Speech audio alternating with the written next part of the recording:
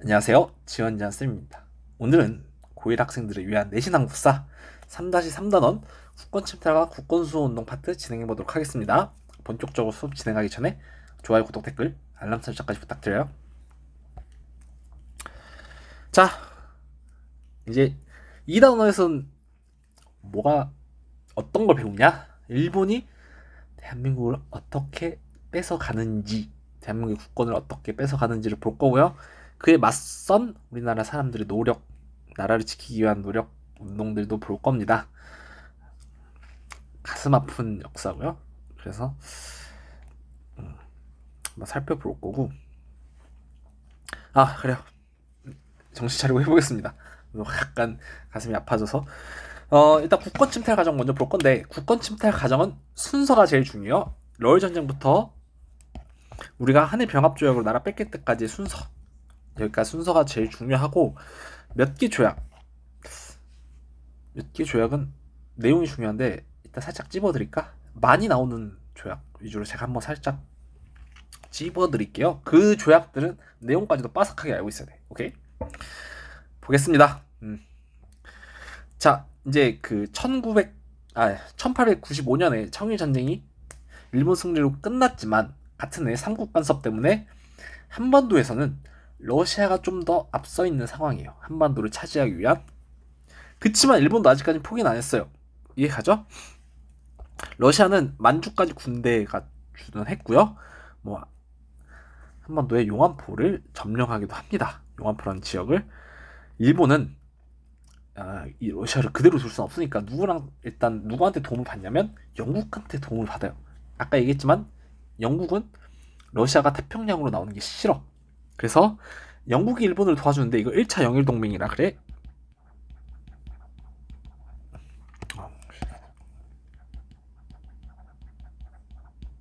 됐죠? 뭐 이제 서로 이제 한반도에 발 쭉쭉 밀어놓고 있잖아. 곧 있으면 이제 전쟁 나기 일보 직전이죠. 대한제국은 국외 중립선언이란 걸 했지만 뭐 도움이 되겠습니까? 그리고 일본이 죄물포, 즉 인천이랑 루이순, 저희 중국 랴오뚱반도에 있는 러시아 함대를 기습 공격하면서 러일 전쟁이 발발합니다. 어쩔 수 없어. 아니 우리나라야 싫지만 저 둘 입장에서 보면 기필코 한반도를 차지하기 위해서는 서로를 쓰러뜨려야 해. 서로랑 전쟁을 해서 결국 이 땅의 주인 누구지는 싸움으로 가려야 돼. 왜 하필 우리나라일까라는 생각을 하죠. 나는 이해하죠? 저 둘 입장에서는 첫 번째가 한일 의정서입니다.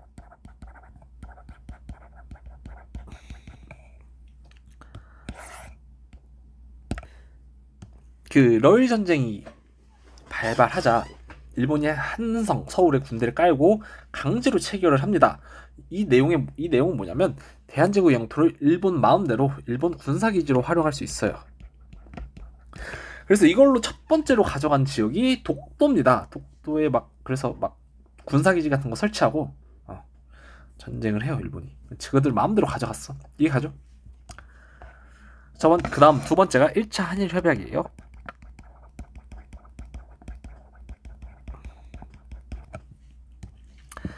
일본이 러일 전쟁에서 좀 유리해 가니까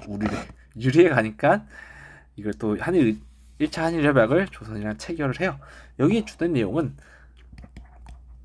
재정 고문 메가타 외교 고문으로 미국인 스티븐스를 파견해요. 그러니까 일본이 얘네들을 조선에 파견하면서 얘네들을 가지고 조선에 내정 간섭을 하는 거야. 이래라 저래라 한다고. 이해가죠? 그 내정 간섭이 뭔지 가장 쉬운 예는 여러분들 집에 각자의 방이 있죠. 학생분들. 근데 부모님이 여러분들 방에 와서 이거 치워라 저거 치워라 뭐 아니면 여러분들 짐 부모님 마음대로 정리하고 부모님 마음대로 버리고 굉장히 싫죠. 여러분들 그런 게 내정 간섭이에요. 이해하죠? 일본 마음대로 한반도에 와서 이래라 저래라 자기들 마음대로 우리들 뭐 없앨 거 없애고. 이해가죠? 자, 그게 1차 한일협약 알아두셔야 돼요. 자, 일본이 이깁니다. 의외죠.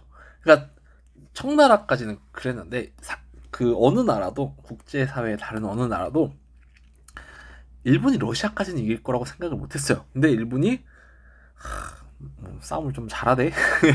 러시아를 이깁니다. 그래서 해외 여러 나라들이 일본이 한반도 차지하는 걸 인정해줘요. 그래서 이거 미국이 오케이 한 거고요. 영국이 오케이 한 거고, 마지막 포츠머스 조약. 이거는 러시아랑 일본이랑 이 러일 전쟁을 마무리하는 조약인데, 이 조약으로 러시아가 일본의 한반도 지배를 인정합니다. 즉 일본이 내가 한반도 차지할게. 그래서 미국이 오케이, 영국이 오케이, 러시아가 오케이 한 게, 미국이 오케이 한 건 가스랄테프트 밀약, 영국이 오케이 한 건 2차 한일 동맹, 러시아가 오케이 한 건 포츠머스 조약입니다. 이것만 알면 돼요. 이 세 개는. 자, 뭐 이제 뭐 한반도엔 일본만 남았고요. 더 이상 일본을 막을 수 있는 나라는 없고, 누가 봐도 한반도는 일본 땅에 들어가기 일보 직전이에요. 일본이 이제 저 새 조약으로 자신감을 얻었죠. 그래서 이제 막 나갑니다. 그래서 그 뒤에 체결한 게 2차 한일협약, 다른 말로 을사늑약이에요. 을사년에 맺은 조약이라 그래서 을사조약이지만 치욕스러운 조약이라 그래서 을사늑약이라고 해요. 이때 이걸 주도한 게 일본에서는 이토 히로부미입니다. 우리가 많이 들어봤죠? 그래요. 얘가 군대를 동원해서 고종과 여러 신하들을 협박했고요. 이 을사늑약 도장을 찍을 때는 고종은 없었어요. 그리고 그러니까 고종은 처음에 따로 이토가 만나서 협박을 해. 근데 고종도 이건 안 된다고 하는 거지. 이해가죠? 그래서 이때 이토 히로부미가 신하들 8명의 신하들만 따로 모여서 을사늑약 체결을 강요합니다. 처음에 어떤 대신이 반대했죠. 이따위 조약문에는 도장을 찍을 수 없다 하면서 나갔지만 밖에는 일부 군대가 있었고 매마대 비명 소리가 들렸다고 합니다. 그래서 안에 있던 몇몇 대신들은 결국 뭐 모르겠어. 겁에 질린 건지 아니면 뭐 권력을 택한 건지 모르겠지만, 이 5명의 대신들이 을사늑약에 도장을 찍어요. 그 5명을 을사오적이라고 합니다. 가장 대표적으로 이완용, 그리고 박재성, 권중현, 이지용, 이근택, 이 5명을 을사오적이라고 하고요. 이 이완용은 을사늑약뿐만 아니라 우리가 이 을사늑약 이후로 배우는 모든 조약문에 도장을 찍었기 때문에 민족 반역자라 하고요. 다 봤죠? 이 얘기를 왜 하냐면, 문제 풀 때 혹시나 이완용이라는 단어만 보고 을사늑약이라고 고르면 안 돼. 이완용은 모든 조약에 다 도장을 찍었기 때문에 다른 내용을 가지고 어떤 조약인지 찾아야 돼요. 아시겠죠? 을사늑약의 내용, 대한제국의 외교권이 강탈됩니다. 근데 이제 대한제국은 우리 마음대로 어떠한 외교적인 정책, 외교적인 만남 할 수 없어요. 이해가죠? 그리고 일본이 조선에 통감부라는 걸 설치해요. 통감부는 조선의 외교를 관리하기 위해 만든 기구야. 근데 외교뿐만 그랬겠어요. 온갖 내정 간섭은 다 해요. 이래라 저래라. 그리고 초대 통감이 누구야? 저놈의 자식이죠. 이토 히로부미. 근데 여러분들, 제가 막 이토 욕하고 이때 일본 욕한다 그래서 지금의 일본을 싫어하진 않아요. 여러분 봐봐, 별개예요. 별개. 나는 이 일본이 나라 빼앗은 과정은 정말 나빴다고 생각하지만 이게 뭐 지금의 일본의 잘못이라고 생각하지도 않고요. 당연히 지금의 일본과는 잘 지내야 된다라고 생각을 하고요. 그냥 이때의 역사만 보면 화딱지가 나서 그러는 거야. 알겠죠? 별개. 막 나 반일 그런 거 아니에요. 알겠죠? 그리고 미국 및 다른 외국들은 주한공사관, 그러니까 한국에 보내는 외교관들 다 폐쇄하고 자기 국가로 들려보내죠. 왜냐면 대한제국은 외교권이 없으니까. 그죠? 을사늑약 불법성. 첫 번째, 조약문의 공식 명칭이 없습니다. 둘째, 우리가 강화도 조약 이후로는 다 근대적 조약이라고 하잖아. 그 근대적 조약의 특징은 위임, 조인, 비준이라는 과정을 거쳐야 되지만 을사늑약은 그런 과정 없이 도장이 찍혔기 때문에 불법이고요. 일본이 강제로 체결했기 때문에 불법입니다. 약간 이런 거는 이제 서술형이나 이런 부분으로 나올 수 있어요. 알아두시고요. 자, 을사늑약에 대한 저항. 조선 사람들 나라 외교권이 뺏겼어. 사실 나라 외교권 뺏겼지만 알만한 사람들은 이제 나라 뺏기기 일보 직전이라는 걸 다 알기 때문에 을사늑약 반대 운동을 전개합니다. 첫 번째 장지연이라는 사람이 황성신문에 시일야 이라는 글을 써요. 뭐 을사늑약 나빴다, 을사오적 뒤져라 이런 글이에요. 그리고 민영환이나 조병세 이런 사람들은 치욕스럽다 해서 자결하고요. 상인들은 철시운동, 학생들은 동맹휴학 같은 걸 하면서 전개합니다. 그리고 을사의병 이 을사늑약에 반대하면서 활동을 하고요. 나철 오교라는 인물이 자신회라는 단체를 조직해서 을사오적을 처단하고요. 장인환,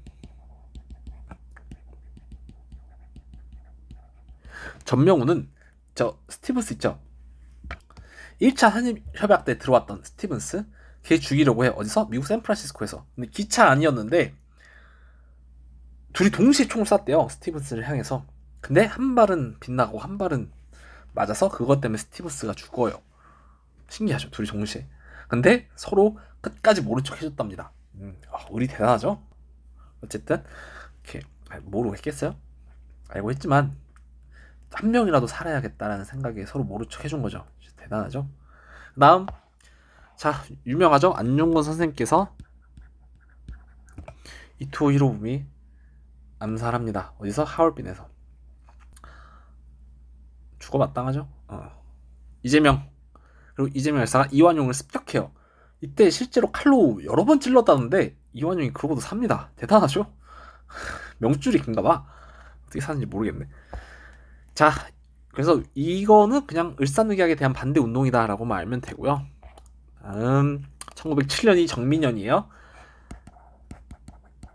한일 신협약을 일본이랑 체결합니다. 한일 신협약 이전에 있었던 사건을 좀 볼 건데, 고종이 을사늑약의 무효임을 알리기 위해서 여러 가지 외교 활동을 전개해요. 첫 번째, 미국의 헐버트라는 인물을 특사로 파견해. 그래서 을사늑약의 무효임을 알리려고 해요. 뭐 어떤 걸 활용해서? 우리가 조미투 소통상조약 때 배웠지만 거기에 거중조정이라는 조항이 있어요. 조선이든 미국이든 서로 어려울 땐 누구보다 먼저 나서서 도와주자라고 하는 게 뭐라고? 거중조정인데 미국이 개무시하죠. 그러니까 나라의 힘이 약하면 이런 거예요, 여러분. 그것도 안타깝죠. 그 다음에 헤이그 특사를 파견합니다. 이준, 이상설, 이휘종 선생님 3명을 헤이그 특사로 파견하는데, 헤이그가 어디냐면 네덜란드에 있는 도시예요. 거기서 뭐가 열리냐면 2차 만국평화회의라는 전 세계 국가들 모이는 평화회의가 열렸어. 근데 조선은 외교권이 없기 때문에 거기서 행사장에 잘 들어가지도 못했다라고 하더라고요. 그래서 실패하고 일본은 고종이 외교권도 없는데 마음대로 헤이그 특사를 파견했다라는 이유로 고종을 강제 퇴위시킵니다. 그리고 이때부터 순종이 즉위해요. 그 다음에 이제 정미칠 조약의 내용을 보겠습니다. 통감의 내정 간섭이 당연히 더 강화되고요. 정부 각 부처 차관을 일본인으로 임명해요. 그러니까 우리도 교육부, 여러분들 교육부에 관련이 가장 많죠. 어떤 부서, 교육부, 국방부, 뭐 기획재정부든 각 부처 내의 대빵을 가장 높은 사람을 장관이라 하고 두 번째를 차관이라 그래요. 그래서 각 부처의 두 번째로 권력 높은 인물들을 다 일본인으로 임명해버립니다. 대한제국의 행정권까지 일본이 장악을 했고요. 대한제국의 군대를 이때 해산합니다. 그래서 이 해산된 군인들이 나중에 정미의병에 가담을 해요. 그리고 일본은 여러 가지 언론도 탄압하고요. 그 다음에 사법권도 가져가고, 그게 기후학서고요. 나중에 경찰권도 박탈합니다. 그리고 마침내가 아니지, 결국. 마침내는 무슨 마침내야? 내가 말을 잘못했어. 결국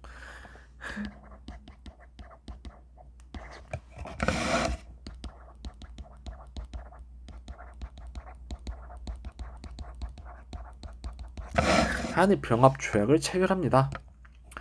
그래서 뭐 이때 3대 통감이 데라우치예요. 그리고 이완용이 도장을 찍죠. 그래서 대한제국 국권이 상실되고요. 우리가 일본 식민지로 전락합니다. 이완용이 을사늑약부터 정미칠조약, 기후각서, 한일병합조약 다 도장 찍어버렸어요. 이해가죠? 그러니까 알아두시고 이완용만 보고 다른 어떤 뭐 을사늑약으로 고르면 안 되고요. 다른 힌트를 가지고 문제 풀면 되고, 아까 얘기했듯이 저 러일 전쟁부터 한일병합조약까지의 순서 잡는 게 제일 중요하고요. 몇 개 좀 내용까지 알아야 되는 건, 한일병합조약은 나라 뺏긴 건 당연히 알겠죠? 한일신협약, 을사늑약, 1차 한일협약, 한일의정서는 내용까지도 꼭 알아주시면 좋을 것 같아요. 오케이?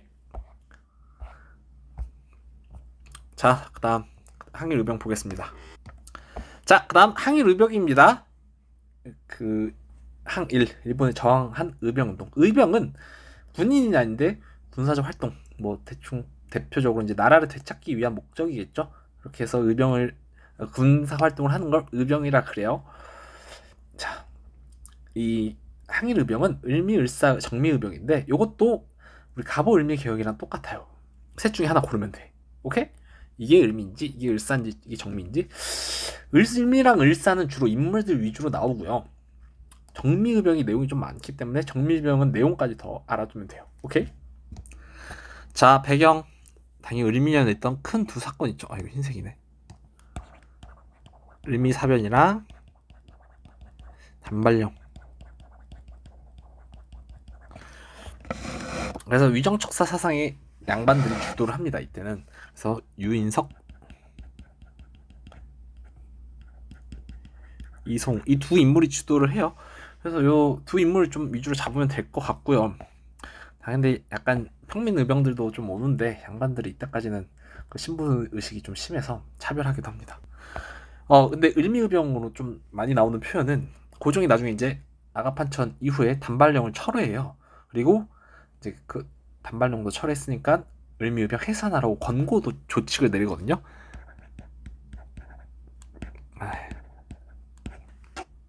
의병 해산 권고 조칙. 이제 다 집에 가라는 거죠. 그래서 저 왕의 명령 듣고 이제 다 집에 갑니다. 그래서 고종이 의병 해산 권고 조칙을 내려서 해산했다라는 게 을미의병 표현으로 좀 잘 나오고요. 배경 저 두 인물, 그리고 해산 권고 조칙까지 알아두면 될 것 같습니다. 다음이 을사의병이에요. 아까 우리가 배운 을사늑약이 을사의병의 배경이고요. 국권 회복, 나라를 되찾고자 하는 성격을 갖고 있습니다. 민종식이라는 정직 관료가 활동을 하는데, 일본과 교전 후에 홍주성을 점령하기도 합니다. 그때 일본군한테 패배했고요. 가장 많이 나오는 인물은 최익현이에요. 최익현 3번 등장합니다. 대원군 증거기 때 대원군한테 상소 올려서 하야시켰고요. 그 다음에 그 위정척사 운동할 때, 특히 외양일치론 때 최익현이 주도했고요. 최익현은 또 이제 을사의병을 이끌었는데, 이때 일본군이랑 조선 정부군이 같이 최익현의 의병 군대를 잡으러 와요. 근데 최익현이 자기는 왕의 군대와는 전쟁을 할 수 없다, 그래서 그냥 투항합니다.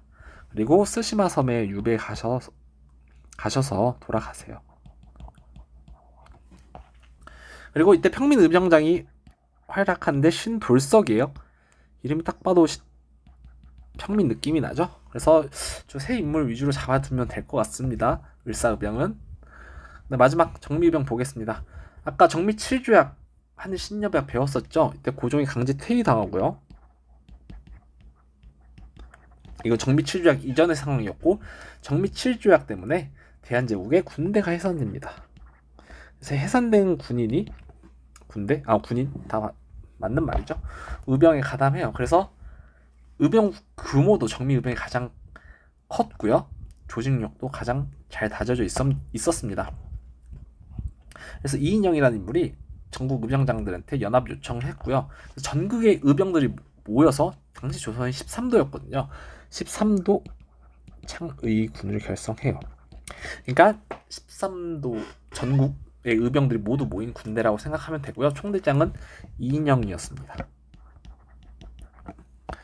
그리고 이인영이 해외에 경문 글을 보내는데, 우리가 일단 군대가 해산당한 상황이잖아. 근데 이 정미의병을 조선의 정식 군대, 즉 국제법상 교전 단체로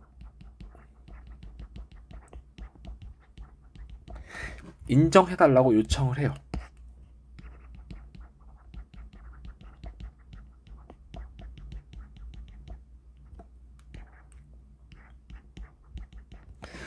그쵸? 그러니까 의병운동이 합법적인 군사적 활동이다라는 걸 주장을 했어요. 잘 안 됐겠죠.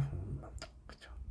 그리고 어쨌든 그 이미 일사늑약 이후고 거의 나라 뺏기기 2년 전인데 나라를 되찾자라는 생각이 있었겠죠. 거의 이제 나라 뺏겼다고 봐도 되니까. 그래서 다시 나라를 되찾고자 이 정미의병이 서울 진공 작전을 전개하는데, 물론 이제 군사력의 차이도 있었지만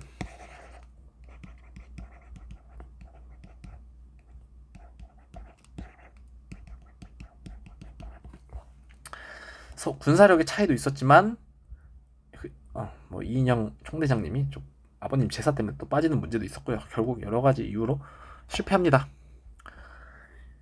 근데 일본은 어떻게 하냐면, 지금 이 정미의병, 특히 가장 규모가 큰 정미의병이 자기들에 대해서 저항을 한 상황이잖아.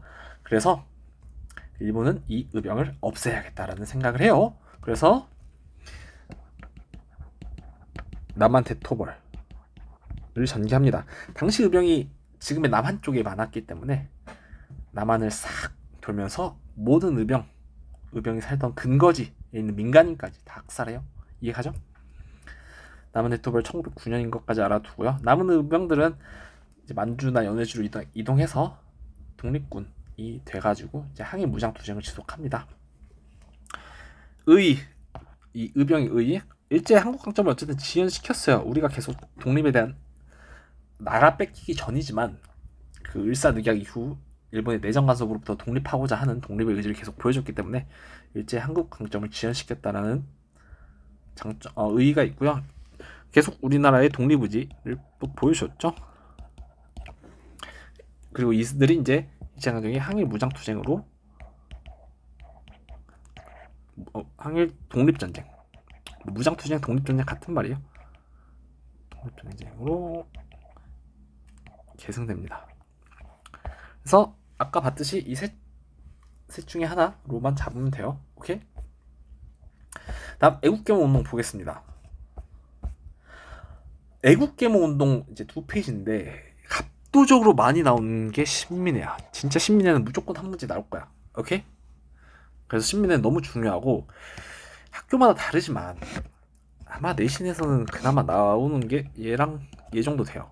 오케이? 그냥 나머지는 그리고 그냥 이런 게 있나 보다라고 보면 돼. 보안회랑 대한장학에도 그냥 선지 몇 개 정도만 나와요. 오케이? 그러면 애국계몽 운동 보겠습니다. 자, 그럼 애국계몽 운동 볼게요. 애국계몽 운동이 그럼 뭔지부터 볼까요? 일사늑약 전후로 해서 많이 전개된 운동이고요. 지식인들이 주로 주도를 합니다. 그래서 사회 진화론에 기반해서 민족의 실력을 양성시키자. 그래서 여기서 이야기하는 실력은 교육이랑 산업이에요. 그러니까 이들은 교육을 통해서 인재를 양성하고 똑똑한 인물들을 길러내고, 산업을 육성해서 나라에 돈이 많아지면 독립을 할 수 있겠다라고 생각을 했던 거야. 그래서 그에 기반해서 전개한 운동이 애국계몽 운동이에요. 이해가지? 교육과 산업. 보안회는 러일 전쟁 중에 일본이 황무지 개관권을 요구하거든요. 그걸 보안회가 철회시켜요. 이 표현, 이 문장 시험에 좀 많이 나와요. 보안회는. 이해가죠? 황무지는 그냥 빈 땅이야. 그러니까 일본이 한반도에 있는 빈 땅들을 자기 마음대로 그러니까 쓸모 있는 땅을 바꿔서 자기네들이 가져가겠다라는 거지. 근데 그거를 보안회가 막아냈다. 오케이? 헌정연구회는 독립협회를 개성했고요. 의회 설립, 헌법 제정, 그리고 입헌군주제, 입헌 정치 체제 수립을 목표로 활동을 해요. 이제 통감부의 탄압으로 해체됐고요. 이 헌정연구회를 개성한 게 대한자강회야.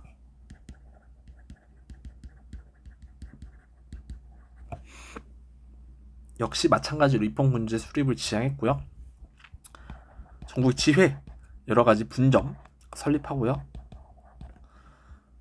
월보, 약간 신문, 잡지 이런 것도 간행하고요. 강연회, 토론회 또 활동을 합니다. 대한차 강의로 많이 나오는 문장은 고종 강제 퇴위 당했을 때 있죠. 1907년에 헤이그 특사 때문에 고종 강제 퇴위 반대하다가 일본 통감부에 의해서 강제로 해체당했다라는 표현이 좀 많이 나오더라고요. 이해가죠? 그리고 이 대한차강회를 계승한 게 대한협회인데 나중에 좀 친일적인 모습을 보이기도 해요. 그래서 여기에서 나오는 애국개몽 운동의 단체들은 저 보안회랑 대한차강회가 조금 나오고요. 특히 내가 얘기했던 표현들 있죠? 압도적으로 많이 나온 건 신민회예요. 근데 뭐 이 시기에 이제 여러 가지 교육에 관련된 관심도 높아져요. 그래서 뭐 기호흥학회나 서북학회 같은 교육 단체도 많이 세워지고 국민들도 여러 가지 교육에 관심도 많아지고, 다만 일본은 저는 사립학교령이나 학회령 같은 걸 제정해서 교육 활동을, 우리나라의 교육을 좀 탄압하기도 해요. 자, 신민해 보겠습니다. 연도부터 무조건 잡으세요. 너무 중요해. 뭐 말해 뭐해. 별표 3,000개도 부족해요. 을사늑약 이후 죄송해요. 의자 삐그덕 소리 너무 많이 들어가죠? 죄송합니다. 일산의학 이후에 일제 탄압이 심해져서 정치사회 활동이 어려웠고요. 그래서 안창호, 양기탁 선생님이 주도해서 신치호 선생까지 만든 게 신민회입니다. 신민회는 당연히 목표는, 첫 번째 목표는 국권 회복, 나라를 되찾는 거죠. 두 번째가 공화 정체의 근대 국민 국가 건설을 지향하는 비밀 결사예요. 드디어 우리나라에서도, 조선에서도 공화 정체, 즉 왕이 없이 국민들이 주인인 국가, 지금의 대한민국이죠. 그처럼 나아가자라고 주장을 해요. 처음으로. 그리고 일본 몰래 만들었기 때문에 비밀 결사라고 합니다. 이해가죠? 그래서 공화 정체 국가를 건설을 지향했다는 표현도 많이 나와요. 왜냐면 최초로 했기 때문에 시민인지 알아두셔야 돼요. 그래서 아까 얘기했듯이 애국개몽 운동은 실력을 양성시키자라 했잖아. 그 두 가지가 뭐라고? 교육과 산업. 안창호가 대성학교, 이승훈이 오산학교 설립했고요. 이게 신민인지만 알면 돼. 다음에 산업은 태극서관. 이건 책 만드는 서점, 뭐 출판소 이런 거, 출판사 이런 개념의 회사고요. 자기 회사, 도자기 만드는 회사도 만듭니다. 근데 이제 저 일본의 국권 침탈이 본격화되면서 실력 양성만으로는 나라를 되찾는 게 어렵다라고 생각을 해서 국외 무장투쟁 운동까지 전개를 해요. 그러니까 나라 밖에서 무장투쟁, 싸워서 이기자, 싸워서 독립을 쟁취하자라는 것도 전개를 합니다. 내가 이 다음 페이지가 간도인데 간도에서 이야기해줄 거지만 여기 전체를 만주라고 해요. 전체를 만주라고 하는데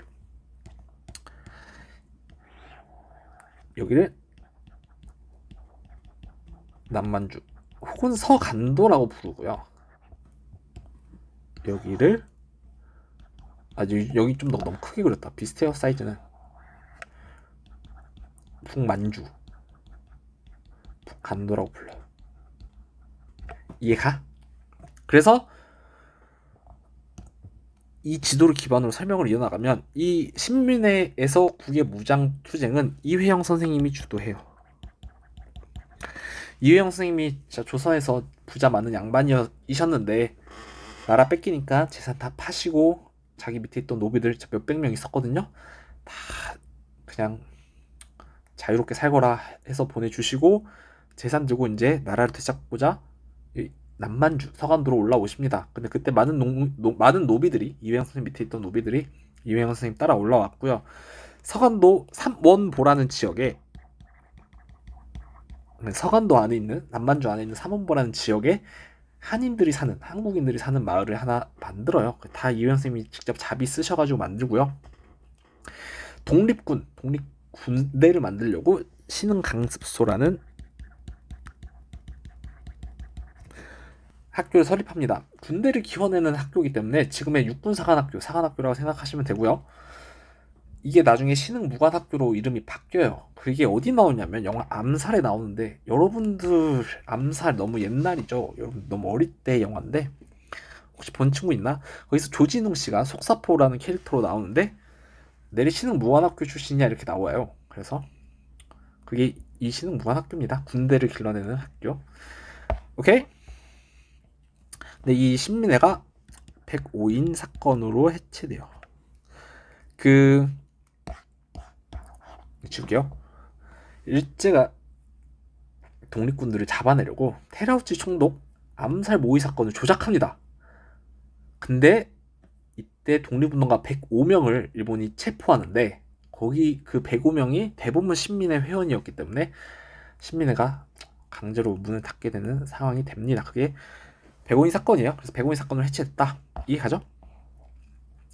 의 국권 해볼까? 근대 국민국가. 다만 이거는 공화정체다. 왕이 없는 근대 국민국가 수립을 목표로 했고요. 교육과 산업, 육성에 이바지했고 일제강점기 신령양소 운동으로 계승돼요. 오케이, 이 정도까지만 보면 될 것 같습니다. 자, 그러면 그 다음 독도간도인데 여기는 어렵지 않은데 이게 독도인지 이게 간도인지 알면 돼요. 알겠죠? 특히 뭐 독도는 내용은 다 똑같아요. 무슨 내용이게? 독도가 한국땅인지예요. 알겠죠? 내용은 전혀 어렵지 않으니까 이게 독도인지 이게 관도인지 구분만 하면 됩니다. 보겠습니다. 전근대 보면 지금 지정학대 신라 이사부가 우리 우상국, 지금의 울릉도랑 독도를 합해서 우상국이라고 불렀거든요. 정벌 했고요. 조선 전기 때 세종실록 지리지에 보면 독도를 육안으로 볼 수도 있다고 돼 있었습니다. 팔도총도에는 독도가 역시 조선의 영토임을 명시했고요. 숙종 때 안용복이라는 인물이 일본 관리로부터 우리나라 땅이 독도랑 울릉도가 우리나라 땅임을 확인받아요. 안용복은 누구냐면 그냥 농민이에요. 그냥 백성인데 그때 공무원 사칭해가지고 이것까지 확인받고 옵니다. 근데 공무원 사칭했다는 죄로 혼나요. 오케이. 남 태정관 지령.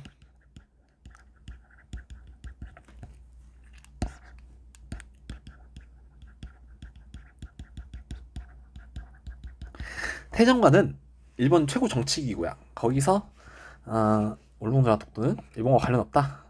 코리아 땅이다 라고 이야기를 하죠. 그리고 대한제국이 1900년대 칙령 제41호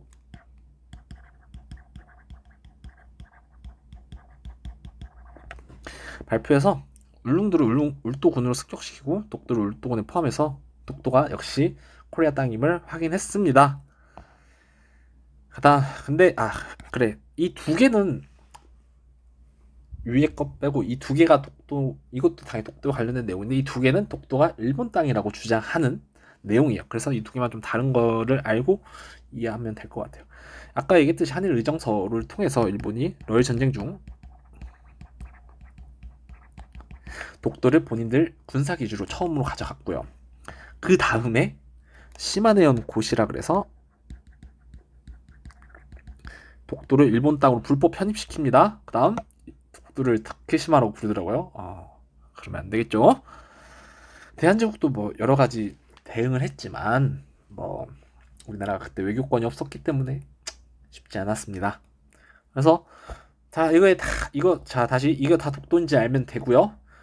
대부분 다 독도가 코리아 땅이라고 인증을 하지만 저 두 개는 일본이 자기들 땅이라고 우기는 내용이다까지 알아두면 좋을 것 같아요. 오케이. 간도 보겠습니다. 아까 이전에 간도 했죠. 여기가 북간도, 여기가 서간도. 여기는 남간도로 하지 않아요? 서간도, 북간도인데 우리가 여기서 이야기하는 간도는 옆에 있는 북간도예요. 그러면 보겠습니다. 두만강. 자, 그리고 강을 표시할 건데 여기가 압록강이고요. 여기가 두만강이에요. 그래서 두만강 북쪽 지역이 우리가 여기서 이야기하는 간도입니다. 오케이. 처음에 간도를 이야기할 때는 이 백두산 정계비부터 시작해요.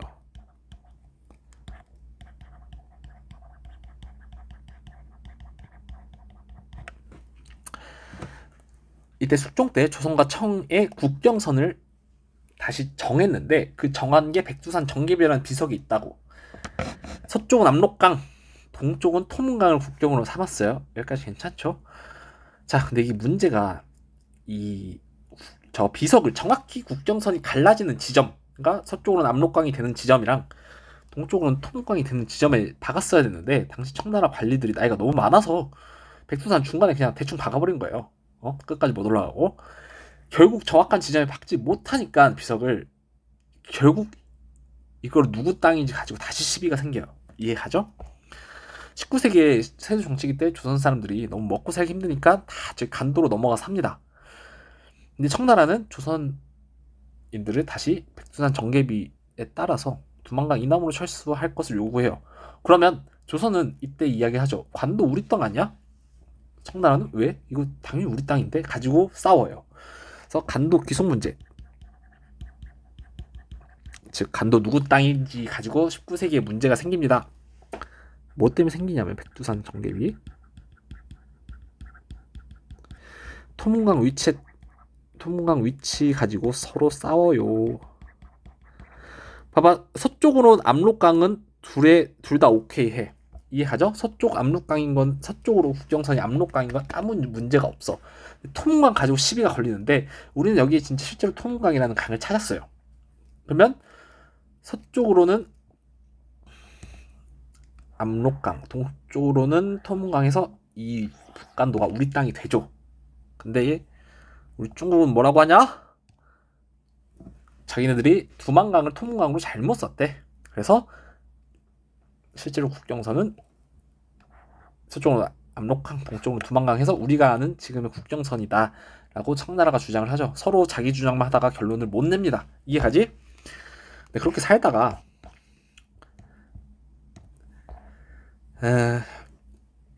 계속해서 그냥 그렇게 결론을 못 짓고 조선 사람들 또 계속해서 간도로 넘어가 살고 있어요. 대한제국이 이범윤을 간도 거주민 관리를 하는 목적으로 사찰사로 파견한 다음에 그 다음에 이 범윤을 간도 관리사로 임명시켜요. 그래서 간도 영토를 관리하고 간도의 토지랑 호구를 관리하려고 이범윤을 간도 관리사로 임명하고요. 대한제국도 간도를 자기들 우리 조선의 행정구역인 함정도에 포함시켜 버립니다. 즉 그때부터 대한제국은 간도를 우리 땅이라고 생각을 했었어요. 우리 땅을 여겼고. 이해가죠? 그 다음 일본이 아까 을사늑약으로 우리나라 외교권을 가져갔죠. 이해가죠? 여기까지? 그러면 우리나라 외교에 관한 모든 문제는 일본이 관리했는데 일본도 이때는 간도를 조선 땅이라고 인정을 했다고. 그래서 간도의 통감부 간도파출소라는 걸 설치해서 대한제국의 외교권을 일본이 가져갔으니까 그 전에 대한제국의 영토였던 간도의 외교권도 일본이 가져가는 거야. 이게 가죠? 그래서 간도까지 일본이 관리하게 됐어요. 근데 1909년에 일본이 간도 협약이라는 걸 그들 멋대로 청나라랑 체결합니다. 그래서 일본이 이때 간도 협약을 통해서 간도를 청나라 영토로 인정해버리고요. 대신 일본이 남반도 철도 부설권,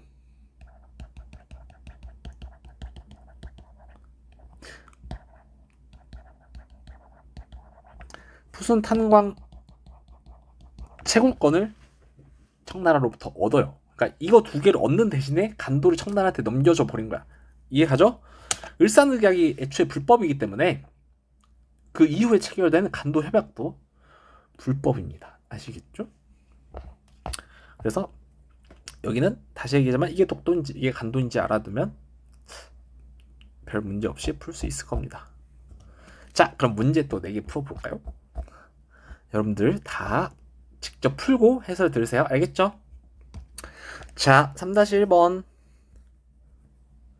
대한제국 정부는 일본 정부가 추천한 일본인 한 명을 재정 고문, 추천한 외국인 한 명을 외교 고문으로 받아들인다. 얘는 메가타고, 얘는 스티븐스죠. 이거는 무슨 조약?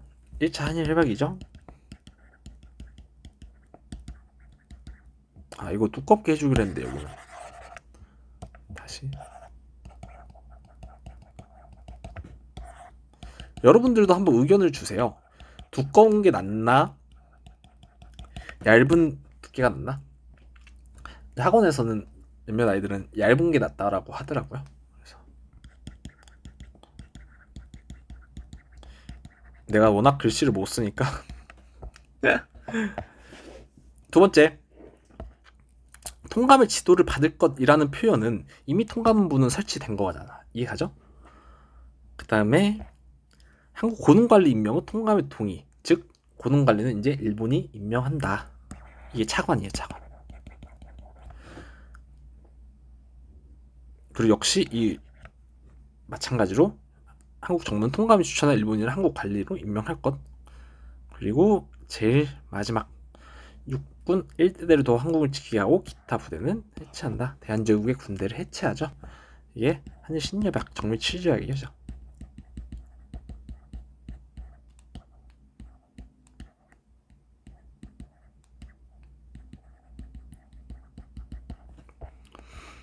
그래서 가나 시기 사이에 있었던 걸로 고르면 되거든요. 간도 해방은 1909년이고요.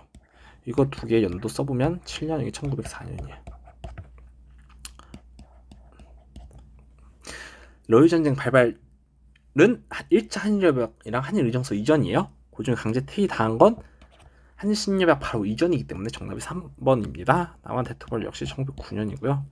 해상 군인이 의병에 가담한 건 한일신협약 때문에 군대가 해산되니까 얘들이 정미 의병에 가담한 거죠. 그래서 나 이후라서 안 됩니다. 이거 같은 1907년이긴 해요. 다음 2번, 가나로 일어난 의병에 대한 설명으로 옳은 것은 의병에 관한 문제네요. 국모의 원수, 우리 국모가 일본 때문에 죽었네. 그거에 대한 원수를 생각하면서 이를 갈았는데 부모에게서 받은 머리털을 베어버리는데 그것 때문에 일어난 의병은 이게 을미사변이고 단발령이죠.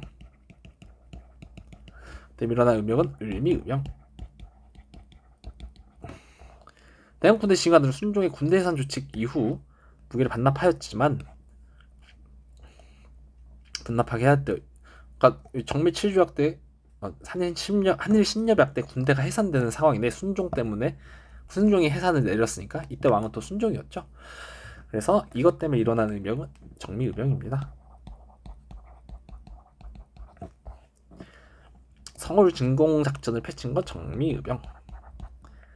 고종의 의병 해산 권고 조칙으로 해산한 건 을사의병.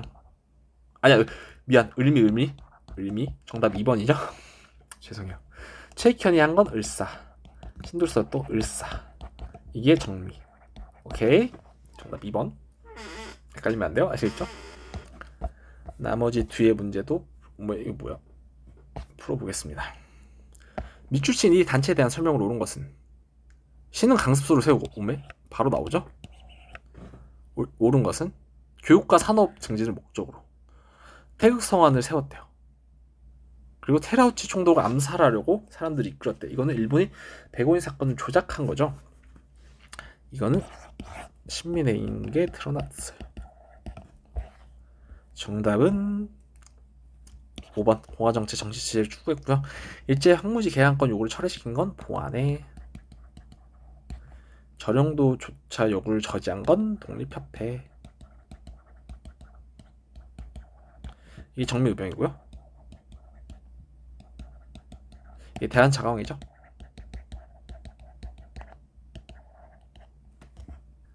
자, 그럼 이렇게 하고요. 미출신 3-4번 이 지역에 대한 설명을 옳은 것은 우리나라랑 청국 사이에는 서로 이민을 철곡케 하는 비공식 협정이 맺어진 모양이다. 조정에서는 어느 결에 두만강 월강을 금지했고 이를 범한 자에겐 월강죄로 극형으로 임했대요. 하지만 아득히 옛날 이 지역 민족의 발상지였고 지금의 일본이 주도한 협약으로 청국 영토로 되어버렸대. 간도 협약으로 일본이 넘겨버렸다라는 얘기를 하고 있죠. 그 증거는 이게 우리 땅의 증거는 150년 전에 세운 정계비, 백두산 정계비를 보면 알 수 있다. 간도에 대한 설명이네요. 정답은 3번이고요. 나머지 4개는 다 독도에 관한 설명이에요. 오케이? 그래서 확인해 보면 될 것 같습니다. 이렇게 해서 자꾸 나오는 거예요, 자꾸.